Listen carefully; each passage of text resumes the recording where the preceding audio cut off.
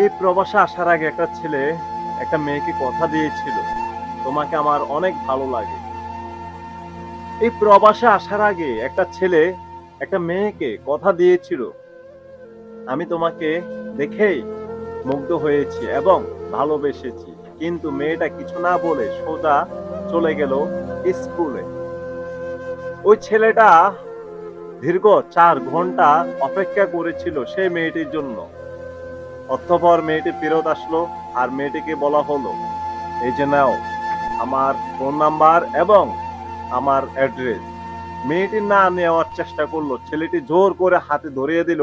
আর মেয়েটি বলল, এগুলো আমি আমার আম্মুর কাছে দিব, কারণ আম্মুই আমার সব। ফ্রেন্ড বলেন আর বেস্ট ফ্রেন্ড বলেন, আম্মুই আমার সব। মেয়েটি অতঃপর বাসা গিয়ে ঠিক তার মায়ের কাছে ফোন নাম্বারটা এবং তার অ্যাড্রেস গুলো দিল।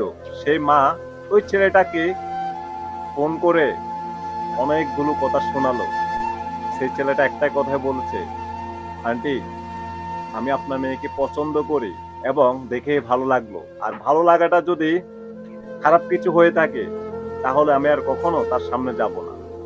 আজকে ৩-৪ বছর হয়ে গেল, ছেলেটি সেই মেয়েটিকে দেখাও না, কথাও হয় না। কিন্তু প্রতি রাতে সেই ছেলেটা মেয়েটিকে ভেবে ভেবে বিছানার বালিশটা কান্নায় ভিজে ফেলে। সেটাই তার জীবনের একটা দুঃখের ইতিহাস। যদি আপনাদের কাছে সেই প্রবাসী ছেলের কথাগুলো একটু ভালো লাগে তাহলে ভিডিওটা শেয়ার, কপি লিংক করতে ভুলবেন না। যদি ইউটিউব বা পেজে পেয়ে থাকেন তাহলে অবশ্যই শেয়ার করবেন। ভালো থাকবেন। এরকম গল্প আরো পেতে সাবস্ক্রাইব করে রাখবেন। আল্লাহ হাফেজ।